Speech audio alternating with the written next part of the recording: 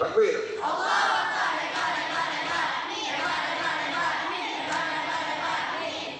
Subhanallah. Takbir.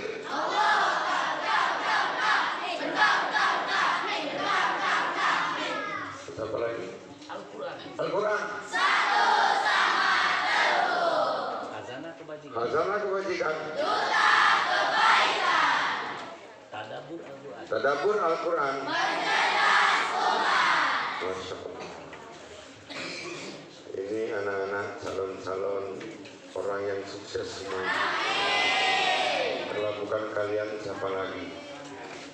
Makanya berjuanglah dengan sekuat tenaga. Ya, berjuanglah sekuat tenaga. Jangan mundur, ya. Jangan mundur. Memang di dalam perjuangan itu banyak ujian, banyak cobaan. Tapi kita harus istiqomah. Tahu istiqomah? Kalau kamu istiqomah, nanti kita lihat suratnya 41 ayat 30, coba istiqomah.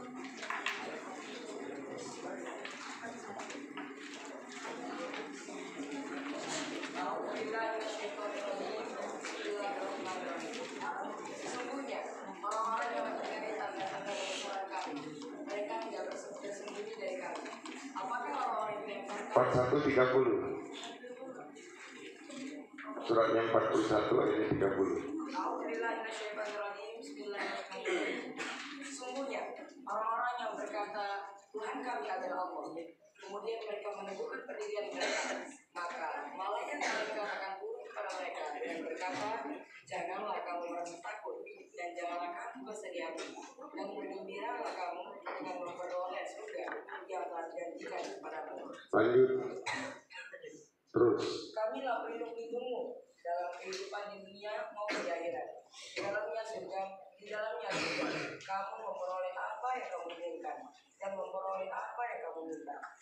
Terus. Sebagai penghormatan bagimu dari Allah yang Maha Pengampun, Maha Penyayang. Terus.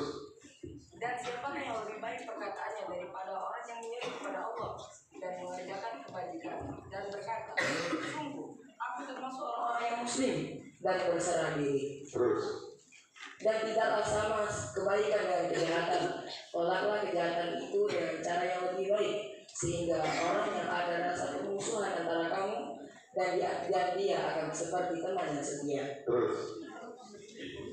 Dan sifat-sifat yang baik itu tidak akan dianugerahkan kecuali kepada orang-orang yang sabar, dan tidak dianugerahkan kecuali kepada orang-orang yang mempunyai keberuntungan yang besar. Satu lagi. Dan jika setan mengganggumu dengan suatu godaan, maka mohonlah perlindungan kepada Allah. Sungguh Dialah yang Maha mendengar, Maha mengetahui. Nah, ini adalah hadiah dari Allah kalau orang yang istiqomah. Apa itu istiqomah? Teguh pendirian, standpoint. Ya, apa? Itu kalau bahasa di sana ya, bahasa di Jakarta standpoint ya. Kalau di bahasa Palembangnya apa ya? Bahasa Palembang sama. Nah, jadi kata Allah Subhanahu wa ta'ala, innal ladzina qalu rabbunallah tsumma istaqamu tatanazzalu alaihimul malaikatu alla takhafu wa la tahzanu wa abshiru bil jannati allati kuntum tu'adun. Sesungguhnya orang yang berkata sesungguhnya Allah, tidak ada selain Allah, maka mereka itu akan meneguhkan pendiriannya. Maka kata Allah, don't worry, be happy. Apa? Don't worry, be happy. Jadi Allah akan melindungi, Allah turunkan malaikat akan menjaga. Dia akan dapat hadiah, dia akan mendapatkan kebahagiaan di dunia, dia akan mendapatkan kebahagiaan di akhirat. Bagaimana caranya? Kita harus banyak berbuat baik, banyak berbuat baik, banyak berkata yang baik. Nah itu kan siapa yang mengambil solehah min zakarin al-unsa fahuwa mu'minun walanuhyiyanahum hayatan thayyibah. Ini Allah yang menciptakannya Barang siapa yang beramal soleh, min zakarin al unsa, baik laki-laki maupun perempuan, bahwa mukminun, tapi harus dasarnya iman. Maka kata Allah, walau yang aku hayatan thayyibah, akan kami berikan kehidupan yang lebih baik, bahkan kami balas dengan kebaikan yang lebih baik dari apa yang mereka kerjakan. Jadi kalian di sini dengan belajar, dengan beramal soleh, dengan membantu saudaranya, membersihkan lingkungan, disiplin mengikuti peraturan, sholat 5 waktu, tahajud dan sebagainya, itu semuanya itu akan ada balasannya. Kebaikan yang kalian lakukan akan kembali ke diri kalian sendiri. In ahsantum li anfusikum wa in asatum falaha. Tapi kebaikan yang kamu lakukan itu kamu jangan berharap kepada seseorang, ya. Jangan berharap kepada seseorang, gantungkanlah harapanmu kepada Allah. Jangan menggantungkan kepada siapa-siapa. Kalau kita menggantungkan diri kita kepada orang kaya, satu saat orang kaya itu miskin, kita larang, ya enggak? Kalau kita menggantungkan diri kita kepada pejabat, ya pensiun, kita dicuekin. Kalau kita menggantungkan diri kepada ustaznya pergi, kita kemana? Coba, makanya gantungkanlah dirimu kepada Allah. Hadirin berbahagia, karena tadi saya dikasih tema disuruh ceramah tentang esok. Apa itu esok? Kisah andai-andai. Sebenarnya sih andai-andai itu nggak bagus. Andai kata, seandainya, jikalau. Tapi andai-andainya ini yang ada di dalam Al-Quran, yang akurat, yang pasti. Coba kita lihat suratnya 5, surat Al-Maidah, ayatnya dari 27. Silakan yang pegang mic untuk membacanya.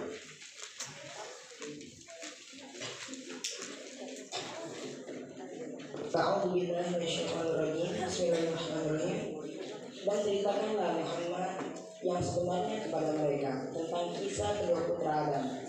Ketika keduanya mempersembahkan kurban, maka kurban salah seorang dari mereka berdua, yaitu Habil, diterima, dan dari yang lain yaitu Qabil tidak diterima. Dia Qabil berkata, sungguh aku pasti membunuhmu.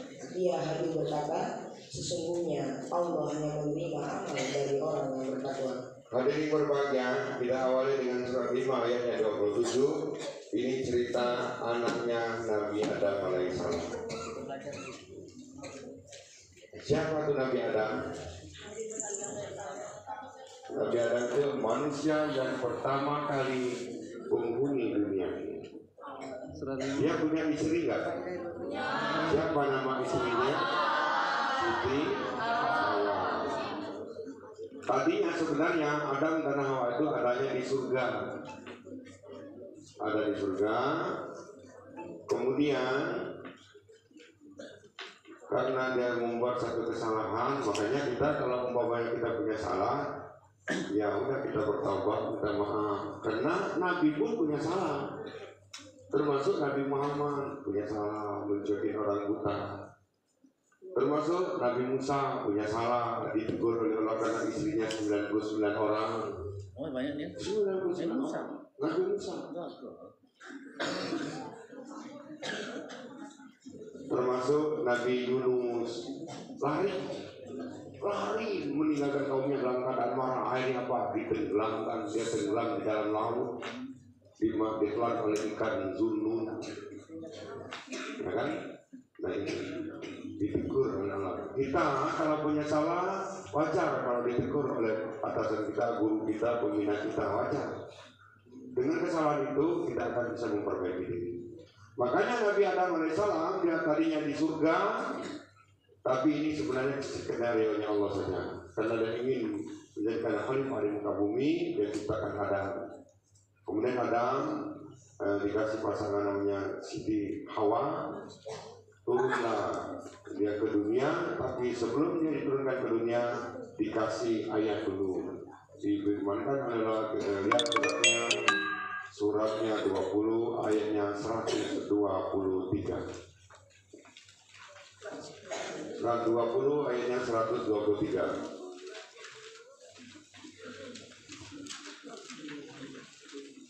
A'udzubillahi minasyaitonirrajim. Bismillahirrahmanirrahim. Dia Allah berfirman, turunlah kamu berdua dari surga bersama-sama. Sebagian kamu menjadi musuh bagi yang lain. Jika datang kepadamu petunjuk dariku, maka ketahuilah, barang siapa mengikuti petunjukku, dia tidak akan sesat dan tidak akan celaka. Nah, ini Allah menurunkan Adam dan Hawa ke dunia, tapi dia dibekali dengan Al-Quran. Tapi dulunya belum namanya Al-Quran, masih suhu. Dan katanya, wah, turunlah ke dunia. Nanti setelah kau lihat berdua turun ke dunia, anak cucu keturunan kalian ini akan bermusuh-musuhan. Satu sama lain bermusuh-musuhan. Kita sekarang termasuk anak cucu keturunan Adam, makanya bermusuh-musuhan. Antara pejabat ada yang bermusuhan, antara negara bermusuhan, antara pesantren juga ada yang bermusuhan, antara santri bermusuhan, ya kan? Ada nggak yang bermusuhan? Ada, makanya. Tapi ada kata Allah, barang siapa yang mengikuti petunjuk Al-Quran yang kalian belajar ini, maka mereka tidak akan sesat dan tidak akan celaka. Kalau kalian ingin tidak sesat, tidak celaka, ayo belajar dari Al-Quran. Gurunya banyak, Ustaz Qurannya banyak, tentang keimanan, tentang tauhid tadi banyak diceritakan oleh guru kita Ustaz Imran. Tetapi barang siapa yang berpaling dari peringatan Al-Quran, maka dia akan mendapatkan kehidupan yang sempit. Sempit. Kaya sempit, apalagi belum kaya. Cantik sempit, apalagi belum cantik. Ganteng sempit, apalagi belum ganteng. Pejabat sempit, apalagi rakyat biasa, kalau dia tidak mengikuti Al-Quran. Itu di dunia dia diberikan adalah kehidupan yang sempit sekali, perasaan itu bagaimana sempit sekali. Dia hidup di dunia dalam keadaan sempit, tapi nanti dia meninggal mati dalam mati, nanti dibangkitkan oleh Allah dalam keadaan buta. Makanya dia yang berikutnya, barang siapa berpaling dari peringatan Al-Quran, maka dia akan mendapatkan kehidupan sempit. Nanti dia mati dibangkitkan dalam keadaan buta. Dia protes. Dia di dalam neraka dibangkitkan itu dalam keadaan buta, protes dengan dia berjalan meraba-raba. Ya Allah, kenapa aku? Kau bisa melihat seperti ini? Mana nih satelit dan kelihatan kebajikan yang di borang itu mana? Ustaznya mana? Aduh, mau meraba-raba. Nanti aku mau jalan di ada selok takut. Begitu kan? Protes ke sana Allah. Tapi apa kata Allah? Dulu waktu kamu hidup di dunia, kamu melupakan Al-Quran, maka sekarang aku pun lupa memelihkan matanya. Nah, kita ambil temanya bahwa bermusuh-musuhan. Bermusuh-musuhan tadi kita lihat surat 5 ayat 27 tadi, ceritakanlah Muhammad tentang kisah atau kurban anaknya Nabi Adam alaihissalam yang namanya Qabil dan Habil. Kita teruskan ya. Nah, sekarang Adam dan Hawa sudah turun ke dunia. Tadi sudah dikasih ada pesan sponsor dari Allah, dan anak itu keturunan kamu nanti akan bermusuh-musuhan. Tapi siapa yang mengikuti petunjuk Al-Quran, maka dia tidak akan sesat dan tidak akan celaka. Siapa yang berpaling daripada Al-Quran, maka dia akan mendapatkan kehidupan yang sempit. Nanti dia mati dibangkitkan dalam keadaan buta. Sekarang terbukti bermusuh-musuhan. Makanya Adam dan Hawa itu dia punya keturunan, setiap melahirkan dia punya anak kembar. Melahirkan yang pertama satu laki-laki, satu perempuan. Yang laki-laki namanya Kobil, yang perempuan namanya Iklima. Iklima itu cantik, so beautiful. Cantiknya luar biasa. Kobil juga ganteng. Handsome. Yang pertama, siapa yang pertama? Anak pertamanya kembar ya, kembar dua, satu laki, satu perempuan. Siapa nama yang laki? Kobil.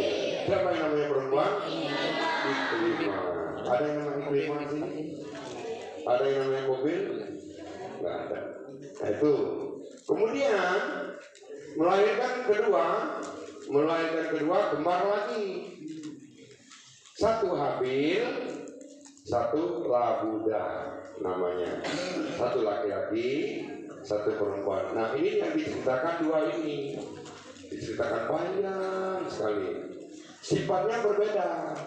Kalau Kobil ini orangnya suka marah, nggak nurut, suka bantah, emosian, iri hatian. Ini yang Kobil. Sementara yang Habil orangnya lemah gemulai, lembut, penurut, baik, suka beramal. Alim lagi. Mau pilih Kobil atau pilih Habil? Habil.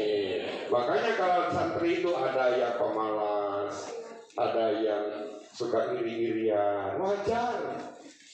Karena anak Nabi Adam pun ada yang iri-irian, ada yang pemalas, ada yang suka membantah, wajar. Tapi itu namanya Kobil. Nah kemudian mereka berdua ini dikasih jabatan oleh kedua orang tuanya. Kalau Kobil dikasih jabatan, dia mengurus peternakan. Nah, ngurus sapi, ngurus kambing, ngurus ayam, ngurus bebek, ngurus ikan lili, semuanya ya.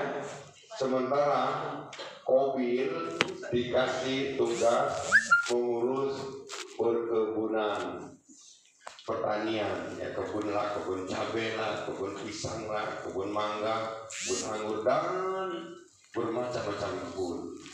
Nah ini dengan dikasih tugas beda-beda ini, si Kobil sudah iri hati dengan Habil. Waduh, katanya bapak sama ibu nggak adil. Kenapa sih kok saya dikasih tugas yang berat-berat, masa saya harus bawa cangkul ke ladang, mau nanam padi dan sebagainya. Sementara katanya Habil enak-enak dia tinggal bawa ternaknya, datang ke ladang saya dihabisin, dimakanin semua. Enak semua, karena ini pelayan nih, ibu nih pelayan nih, ternyata nggak adil. Nah kalau ada orang yang iri-irian wajar. Ada nggak yang iri-irian? Di sini nggak ada di sini, nggak ada. Di sini sudah baik semua, soleh dan soleha semua. Nggak ada yang iri-irian, nggak ada. Kalau ini dapat sekian, ini dapat sekian, ini nggak ada yang iri-irian, nggak ada. Itu sudah tergantung rezekinya masing-masing. Kita lanjut. Apa sudah? Lanjut. Baik. Nah ini yang pertama, yang pertama dia dikasih tugas. Satu, Kobil dikasih jabatan mengurus pertanian, sementara Habil dikasih jabatan mengurus peternakan. Ini pun Kobil sudah sakit hati, sudah marah, sudah mulai hatinya panas dan buka. Lanjut dengan cerita, akhirnya apa? Lama-kelamaan mereka ini berpanikan besar. Kalau yang namanya yang putri tadi, Iklima dan Labuda, tugasnya dia mengurus, membantu ibunya di rumah, ngurus dapur, bersihkan rumah, nyuci, itu pekerjaannya. Lama-kelamaan mereka berempat ini besar, semakin besar, akhirnya Allah ilhamkan Adam, kalian itu, anak kalian itu nikahkan. Nah kan disuruh nikahkan. Tapi bagaimana caranya itu menikah? nikahkannya, nikahkanlah pernikahan silang. Pernikahan silang berarti yang lahir pertama adalah Qabil dan Ikrimah, yang lahir kedua adalah Habil dan Labuda. Berarti kalau pernikahan silang, Qabil harus nikah dengan Labuda, Habil nikah dengan Ikrimah. Nah ini marah lagi, Qabil marah lagi, enggak, saya enggak terima, masa katanya ibu dan bapak selalu sayang katanya Habil, kerjaan dikasih yang enak, istri pun dikasih yang cantik. Nanti saya dikasih yang muda katanya, saya nggak mau. Bertengkar terus, marah terus, aduh parah, pokoknya mukanya kayak muka stumbual. Tahu stumbual? Kayak muka stumbual. Bukan paling, bukan. Enggak, mau baik itu mau baik. Makanya hati itu dari hati. Meraut muka seseorang itu kelihatan dari hatinya. Hatinya itu nanti akan menunjukkan raut mukanya. Makanya jangan heran kalau Ustaz baru tahu ini orangnya begini, ini orangnya begini. Bukannya dia tahu ilmu jiwa, bukan. Tapi dikasih tahu dari Al-Quran. Nah kemudian, karena ini dia selalu marah-marah terus, marah sama ibunya, marah sama bapaknya, marah sama adiknya, Qabil marah sama muda juga marah.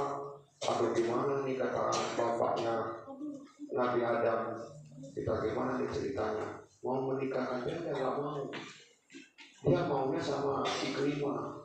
Akhirnya Allah ilhamkan, Allah suruh mereka itu berkurban. Kedua-duanya disuruh kurban. Apa yang dikurbankan? Yang dikurbankan hasil dari usahanya. Makanya kurban itu sebenarnya dari anak keturunan Adam sudah diwajibkan untuk kurban.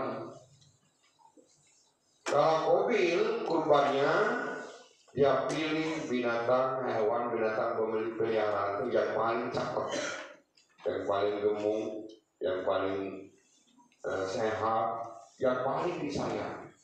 Seekor domba yang paling disayang itu kurbannya Habil ya, kurbannya Habil ya, karena dia urus peternakan, dia harus kurban sesuai dengan apa yang ditugasnya, itu dia urus peternakan, berarti dia kurban seekor domba yang bagus, yang paling disayang, yang paling gemuk, yang paling sehat. Sementara Qabil karena dia mengurus perkebunan, apa yang dikorbankannya buah-buahan. Tapi buah-buahannya yang udah utut-ututnya. Tahu utut-ututnya? Apa tuh? Kalau pisang yang udah ujung-ujungnya.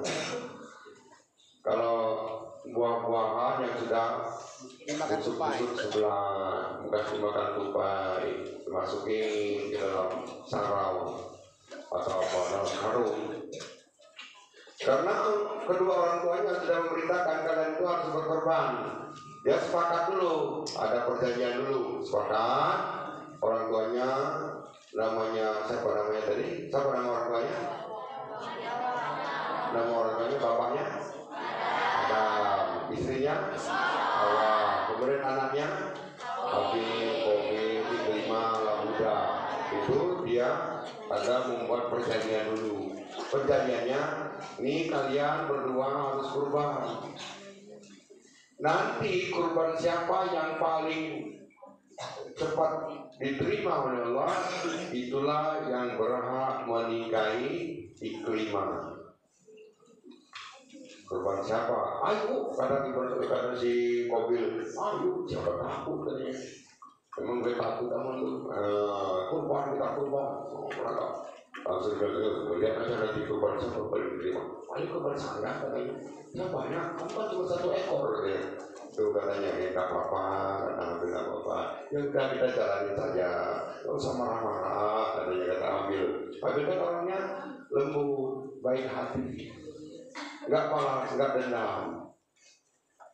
Akhirnya berangkatlah menuju ke atas gunung, ke atas bukit. Ditaruhlah di atas bukit. Ternyata yang diterima adalah kurban siapa?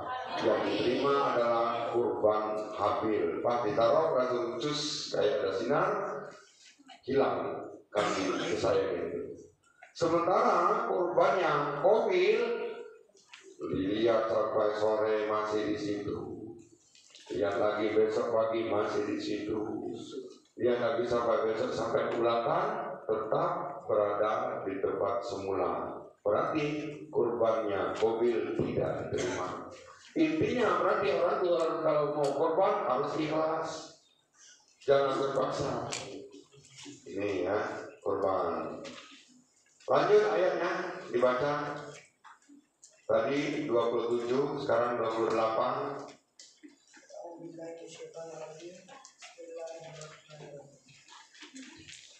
Sungguh, jika engkau Qabil menggerakkan tanganmu kepadaku untuk membunuhku, aku tidak akan menggerakkan tanganku kepadamu untuk membunuhmu.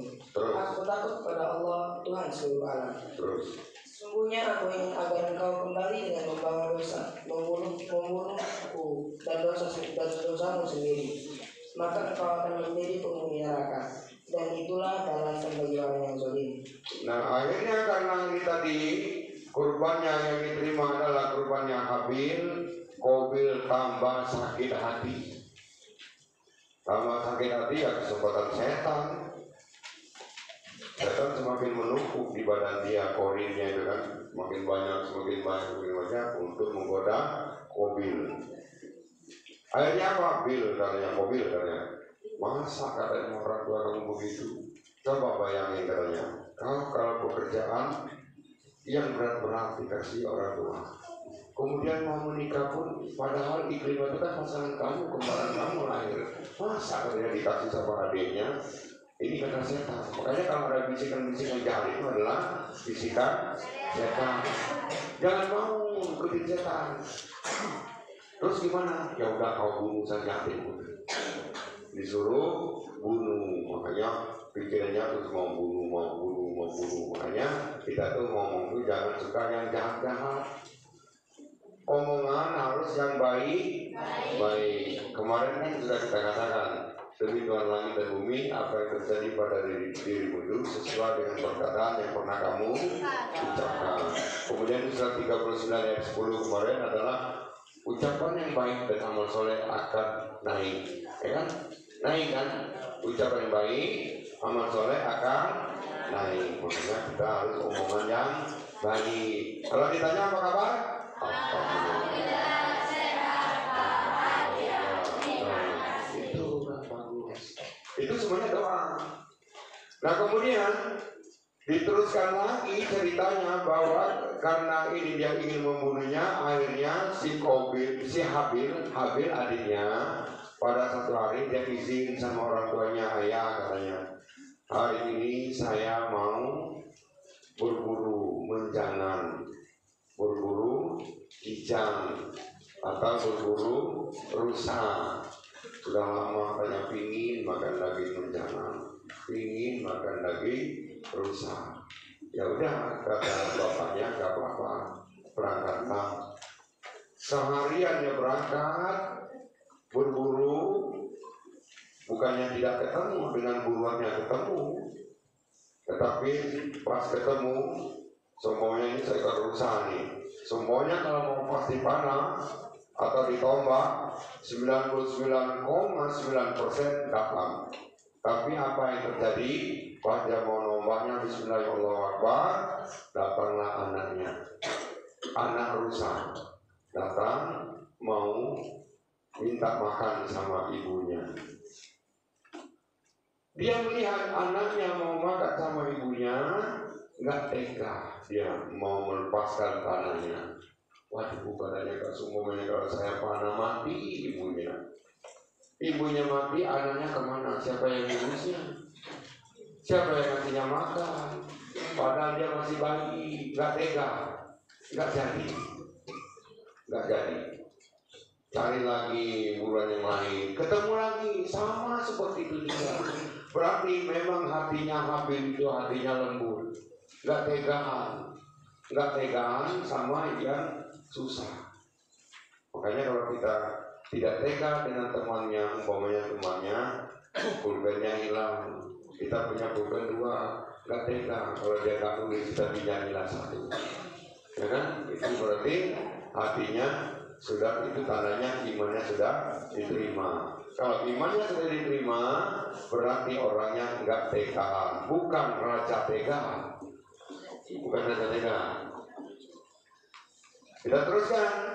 Kemudian sampai sore dia berburu itu tidak dapat binatang burunya, bukannya tidak ketemu, tapi karena dia tidak tega. Akhirnya dengan dia kelelahan, dia istirahatlah di bawah pohon. Istirahat di bawah pohon, tertidur. Setelah tertidur itu, kemudian apa? Orang tuanya Nabi Adam langsung manggil kakaknya, Kobil, katanya, sini, ada apa ya? Sini dulu, katanya. Kenapa? Coba kau cari adikmu. Dari pagi dia pergi berburu, belum pulang sampai sekarang. Kemana? Jangan-jangan yang takutnya nanti dia dimakan binatang buas atau dia tertidur. Kau susulah adikmu itu. Nah, itu perintah dari bapaknya Nabi Adam. Perintah dari bapaknya Nabi Adam ini kepada Kobil untuk mencari adiknya Habil. Dia senang. Senangnya apa? Ini kesempatan gue. Kesempatan saya untuk membunuhnya. Kesempatan dia untuk membunuh. Membunuh siapa? Habil itu siapa? Adik kandungnya. Adik kandungnya, bayangin, mau dibunuh. Tapi karena ini sudah setannya sudah banyak, makanya dia berangkatlah mencari adiknya. Ketemulah adiknya sedang tertidur di bawah pohon. Langsung diambil batu. Langsung apa yang ditutus itu ya? Dipukul kepalanya, matilah adiknya Habil. Setelah adiknya mati, setannya pergi. Baru timbul penyesalan. Aduh, kenapa aku begini? Katanya, kok adik saya jadi mati? Bagaimana ini? Gimana? Sudah timbul penyesalan. Makanya orang kalau berantem, kalau baru mau berantem itu dipanas-panasin sama setan. Kalau setan tinggal itu dulu masa lu kalah sama dia. Kayak ini maksudnya dulu kalah sama dia kan dulu kan kuat berantem. Tapi giliran sudah berantem nyesal. Kenapa nyesal? Karena setannya sudah pergi. Berantem lu sana, gua mau pergi dari setan. Nah begitu juga setan yang menggoda Kobil setelah dia membunuh adiknya Habil. Setannya pergi, timbullah menyesal, bersedih. Waduh, gimana ini katanya adik saya jadi mati. Kemana aku akan membawanya?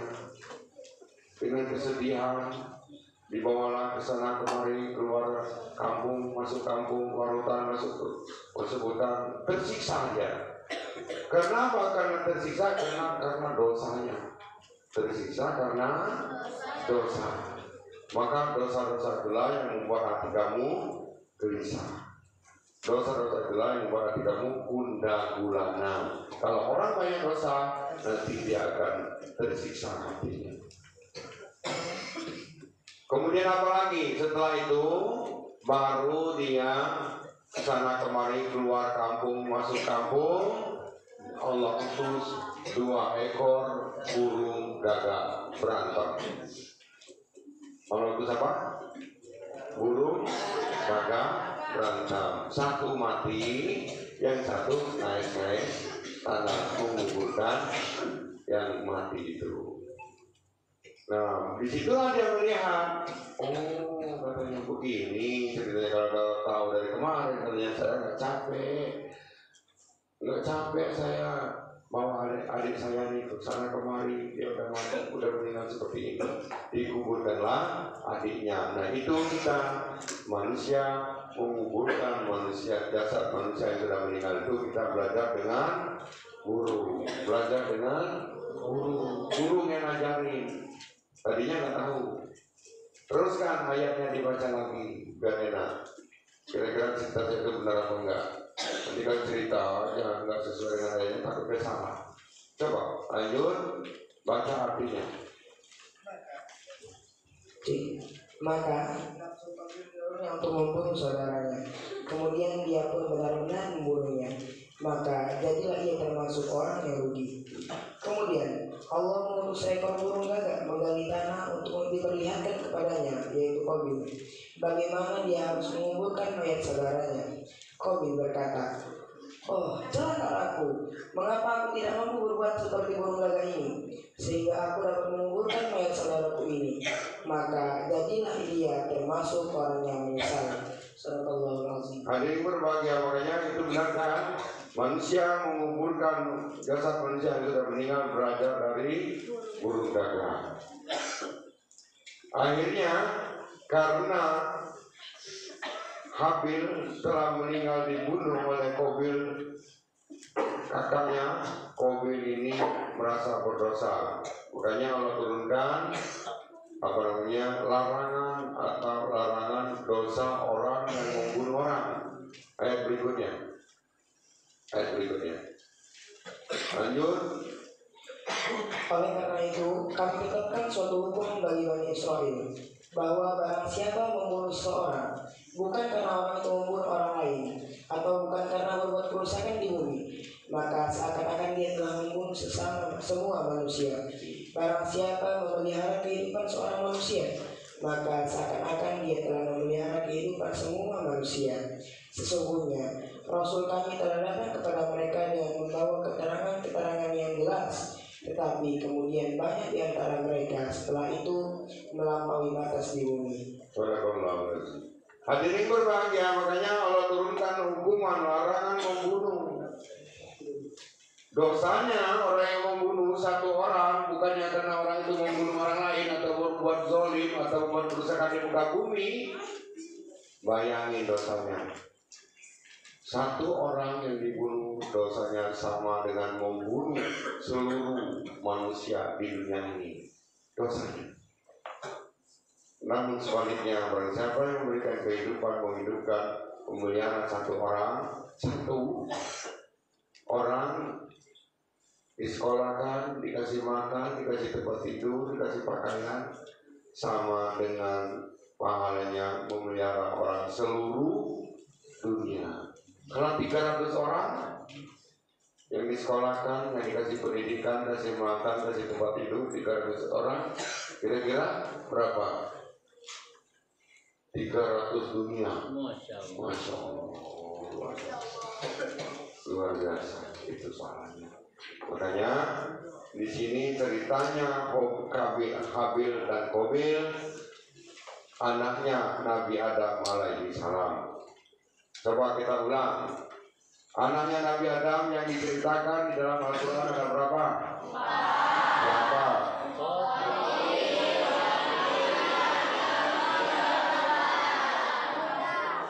Kalau anak yang pertama lahirnya yang laki-laki namanya siapa?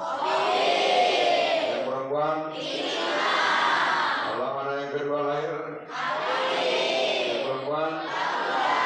Kemudian Habil menikah sama siapa? Qabil nikah sama siapa? Kemudian yang punya penyakit iri hati dengki siapa? Kemudian yang dibunuh kakaknya siapa? Nah, ini pintar semua nih. Pintarnya pintar semua. Pintar. Kemarin cerita apa? Nabi Sulaiman. Kemarin cerita Nabi Sulaiman. Coba siapa yang namanya ratu yang mau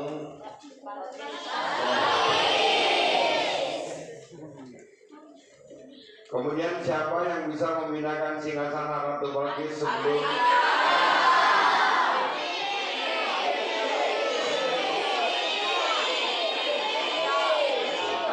kan saya belum kan ada yang sebelum ada yang berkedip, ada yang sebelum berdiri dari tempat duduk ya. Nah kalau sebelum matanya berkedip siapa? Kalau sebelum berdiri dari tempat duduk, pintar semua. Surat berapa kemarin?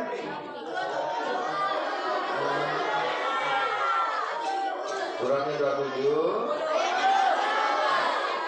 ayat dari 16. Hafalkan itu.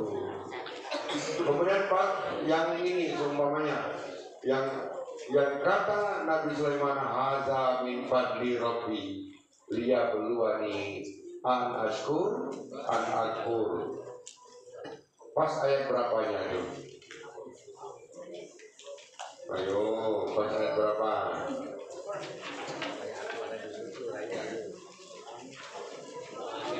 Ayatnya 40 ya. Ayatnya pas ayat 40. Kalau dia mendengar kata semut, silakan kalian kemas ke dalam lubang.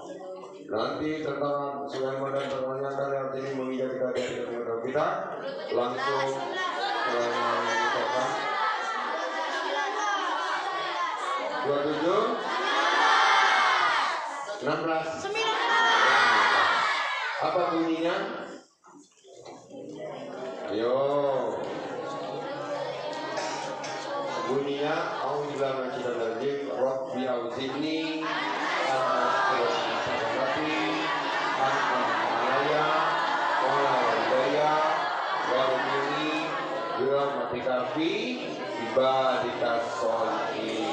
ini yang 19. Kalau yang saya baca ini dengar saya baca ya. Rabbi auzini an ashkura ni'mataka allati an'amta alayya wa ala walidayya wa an a'mala sholihan tardau wa aslihni bi rahmatika wasili min zurriyati inni tubtu ilaika wa inni minal muslimin. Sudah berapa? Berarti udah pintar semua. Udah pintar semua Ustaz. Siapa dulu dong?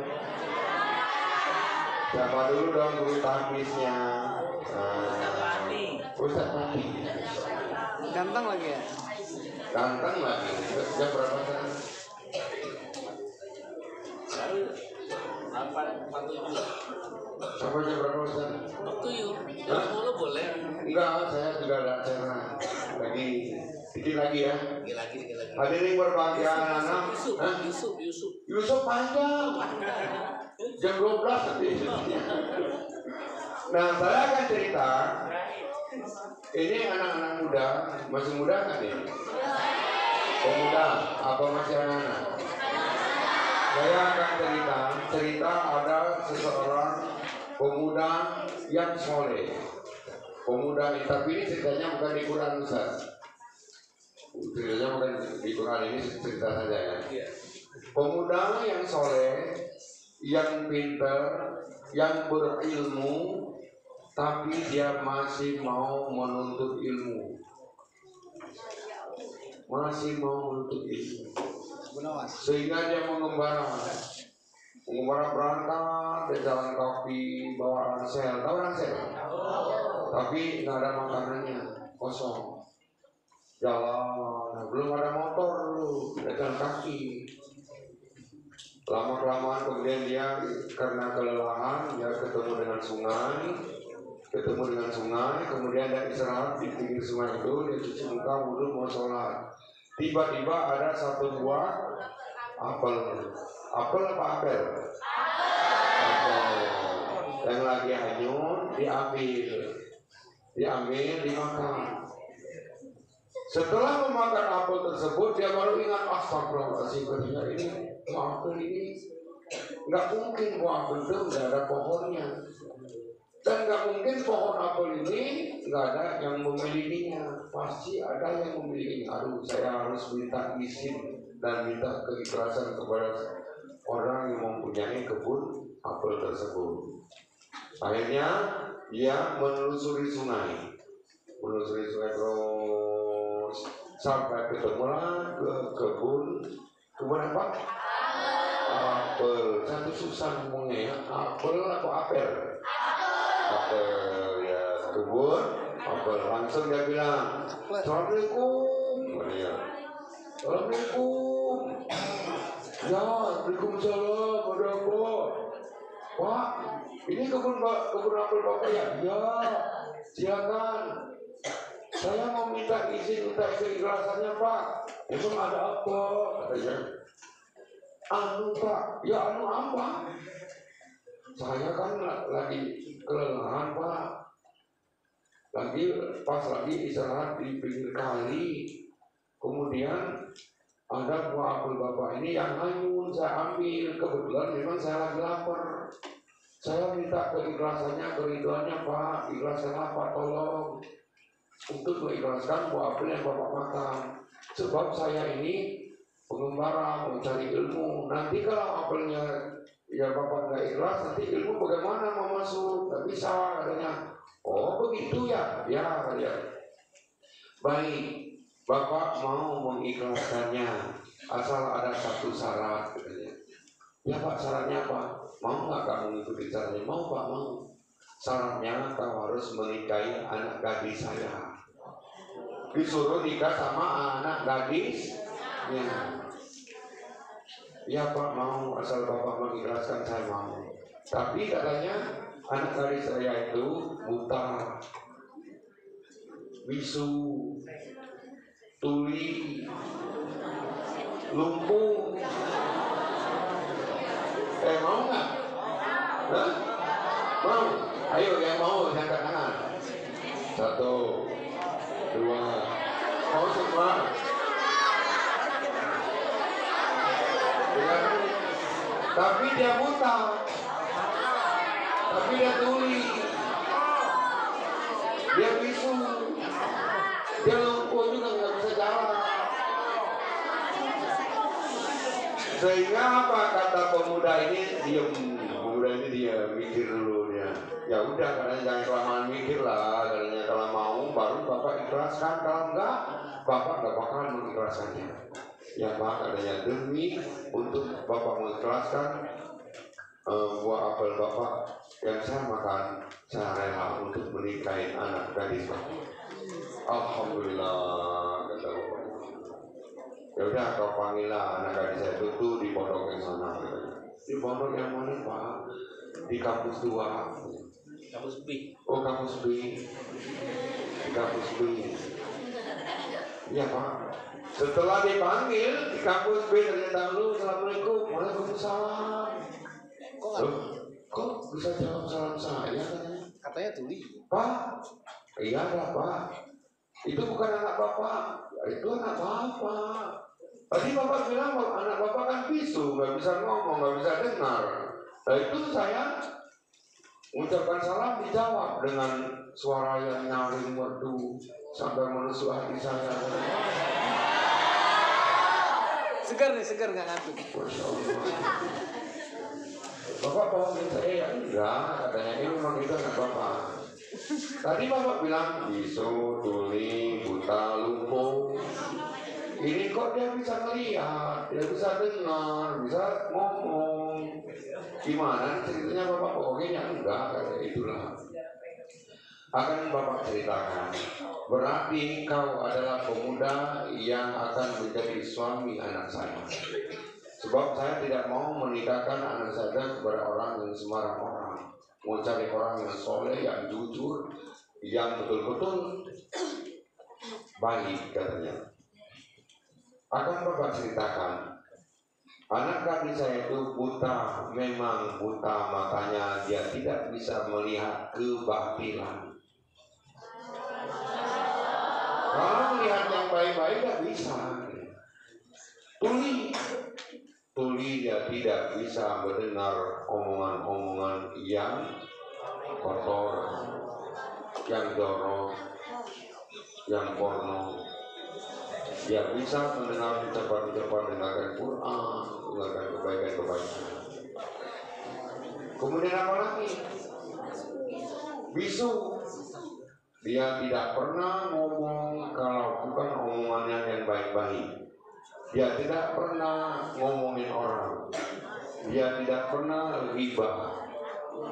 Dia tidak pernah katanya menjelekkan orang. Tapi kalau baca Quran bisa, ceramah bisa, ngajak kebaikan bisa. Terus dia lumpuh. Dia tidak bisa berjalan. Dia tidak bisa berjalan di jalan-jalan yang waduh. Tetapi kalau jalan kebaikan, mau pengajian, mau silaturahmi, semuanya tidak bisa. Nah itulah setelah dilihat ternyata anaknya gadis cantik, putih, kuning, kemulai halus, mata sipit, hidung mancung. Siapa yang mau? Siapa yang mau? Mau?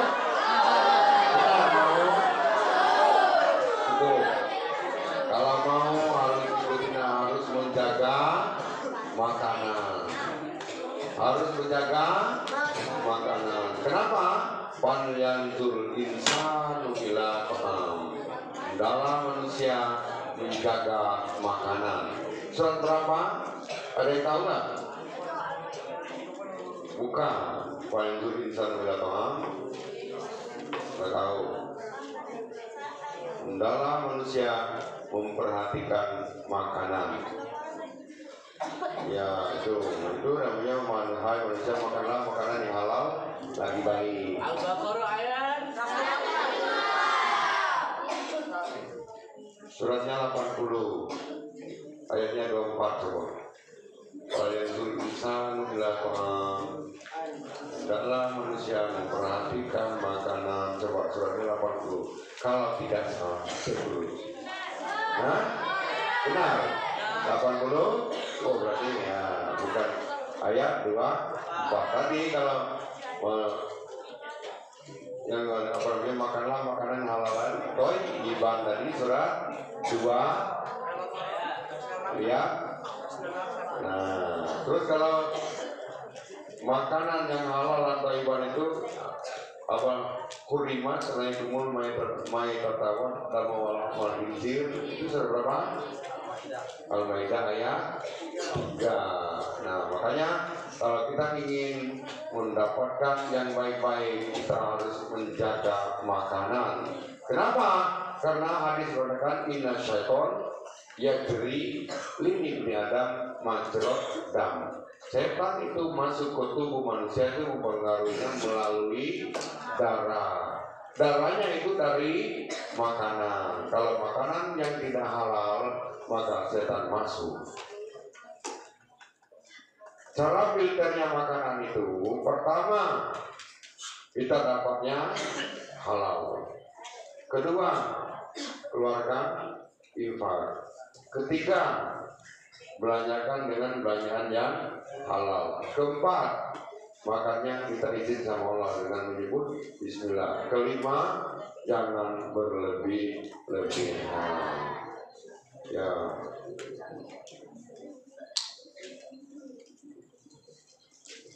Bentar ya. Halo? Halo? Ya?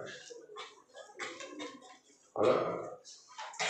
Oh mungkin lagi jemput istrinya dia. Mungkin lagi jemput istrinya. Titipkan sama itu ya. Titipkan sama ini ya. Titipkan sama istrinya Arif, tetangga sebelah. Ya, Arif. Istrinya sama Arif. Ya, titipkan sama. Ya mungkin lagi. Makasih ya dorinya. Betul. Masuk juga. Hadirin berbahagia, masih mau lagi cerita? Masih. Saya ini dikasih cerita nih. Cerita mungkin ya saya harus ikhlas menerimanya. Harus ikhlas, kalau ikhlas nanti nggak dapat pahala. Ya kan, ya Ustaz? Ada lagi cerita. Nah tadi pemuda itu bapaknya siapa namanya? Imam Syafi'i. Bapaknya Imam Syafi'i. Ya, tuh pemuda yang ganteng, yang soleh, yang jujur, yang berilmu tapi dia tidak mau menuntut ilmu karena dia wanti-wanti sekali dia memperhatikan makanan sampai apel yang hanya dikali saja dia makannya dia harus minta izin ke pemiliknya. Ya kan? Apalagi kalau ngambil yang punya teman, boleh nggak? Jadi kita ini apa namanya ada uang atau ada apa kita ambil punya teman, boleh nggak? Nah, kalau kita ambil itu nanti akan mempengaruhi untuk ilmunya kumpul, nggak bisa masuk karena hatinya kotor. Hadirin berbahagia, anakku sekalian yang insya Allah dicintai oleh Subhanahu wa Ta'ala. Kita akan cerita yang lebih pendek lagi, ya, karena mau ada pengajian juga di rumah Yesmi. Oh iya, siap. Kita cerita, coba kita lihat suratnya 18, ayatnya dari 60. Cerita yang lebih pendek aja ya. Boleh saya minum dulu? Boleh. Surat 18 ayat 60 coba baca. dari 60. Bismillahirrahmanirrahim. Dan ingatlah ketika Musa berkata kepada pembantunya, aku tidak akan berhenti berjalan sebelum sampai ke pertemuan dua laut, atau aku akan berjalan terus sampai bertahun-tahun. Maka ketika mereka sampai ke pertemuan dua laut itu, mereka lupa ikatnya. Lalu ikan itu melompat mengambil jalan ke laut itu, jalannya ke laut itu. Terus. Maka ketika mereka telah melewati tempat itu, Musa berkata kepada pembantunya, bawalah kembali makanan kita. Sungguh kita telah merasa letih karena perjalanan kita ini. Dia pembantunya menjawab, tahukah engkau ketika kita mencari tempat berlindung di batu tadi, maka aku lupa menceritakan tentang ikan itu, dan tidak ada yang membuat aku lupa untuk ingatnya kecuali setan. Dan ikan itu mengambil jalannya ke laut dengan cara yang aneh sekali. Dia Musa berkata, itulah tempat yang kita cari. Lalu keduanya kembali mengikuti jejak mereka semula. Terus. Lalu mereka berdua bertemu dengan seorang hamba di antara hamba-hamba kami, yang telah kami berikan rahmat kepadanya di sisi kami, dan yang telah kami ajarkan ilmu kepadanya dari sisi kami. Musa berkata kepadanya, bolehkah aku mengikutimu agar engkau mengajarkan kepadaku ilmu yang benar, yang telah diajarkan kepadamu untuk menjadi petunjuk? Dia menjawab, sungguh engkau tidak akan sanggup bersabar bersamaku. Dan bagaimana engkau akan dapat bersabar atas sesuatu yang sedangkan engkau belum mempunyai pengetahuan yang cukup tentang hal itu? Dia Musa berkata, insya Allah akan engkau dapati aku orang yang sabar, dan aku tidak akan menentangmu dalam urusan apapun. Dia berkata, jika engkau mengikutiku, maka janganlah engkau menanyakan kepadaku tentang sesuatu apapun sampai aku menerangkannya kepadamu. Ya, cukup sampai di situ dulu. Hari ini berbahagia ini kita akan cerita Nabi Musa. Sebenarnya di dalam Al-Quran itu cerita Nabi Musa itu banyak sekali. Nah ini kita cerita Nabi Musa yang mencari guru. Padahal Nabi Musa itu udah raja, udah nabi, udah pintar, tapi dia masih mau mencari ilmu, mencari guru. Dia punya murid. Dia perintahkan kepada muridnya, wahai muridku, persiapkanlah bekal. Kita akan pergi bertahun-tahun, bahkan bertahun-tahun kita akan pergi. Nggak dikasih tahu sama anak muridnya pergi itu mau ngapain pergi kok lama banget, enggak. Tapi dia cuma dia perintahkan kepada muridnya, persiapkanlah bekal kita akan pergi sampai tujuannya tercapai. Kalau belum, dia akan tetap berjalan bertahun-tahun. Kemudian berangkatlah dia dengan membawa bekal. Apa bekalnya? Nasi. Terus apa lagi lauknya? Ikan patin. Lauknya ikan patin yang udah dipindang, udah dikasih nanas, bayangin, udah dipotong-potong lagi. Ikan patin pindang, dikasih nanas lagi. Berangkatlah, kemudian di dalam perjalanan karena dia sudah letih, langsung dia memerintahkan kepada muridnya, wahai muridku, bawalah kemari bekal kita makan. Sesungguhnya kita ini sudah letih, sudah lapar. Apa kata muridnya? Mohon maaf, katanya, saya lupa menceritakannya. Sebenarnya tadi ikan bekal kita yang sudah kita bikin bintang patin tadi, kita yang sudah dikasih nanas, tapi dia loncat ke laut cari jalannya sendiri. Aneh nggak? Ikan yang sudah dimasak, sudah dipindang, tinggal diam, tiba-tiba kok loncat ke laut. Aneh kan? Nah, apa kata Nabi Musa? Tidak ada yang bisa melupakan kamu kecuali setan. Makanya satu hikmah yang pertama, kalau kita lupa sesuatu, kita jangan cari kambing hitam, kita istighfar. Sebab kenapa? Tidak ada yang bisa melupakan kecuali setan. Mau berangkat sekolah jamnya sudah mepet, nanti takut terlambat, tiba-tiba pensil nggak ada, di mana sih benar pensil? Istighfar dulu. Ya, istighfar astagfirullahaladzim. Di mana tempat pensil itu? Atau nyari buku pelajarannya hari ini apa bahasa Inggris di mana? Benar buku bahasa Inggris kok nggak ada? Kadang-kadang si Anu nih ngambilnya. Jangan nuduh orang dulu, istighfar dulu. Itu hikmahnya kalau lupa sesuatu kita istighfar mohon ampun kepada Allah.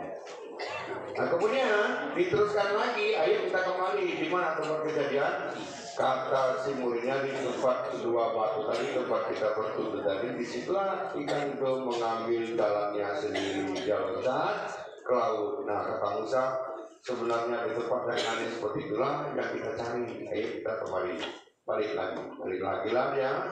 Setelah balik lagi ketemulah dengan seorang hamba Allah yang namanya Nabi ketemu dengan Nabi Khidir.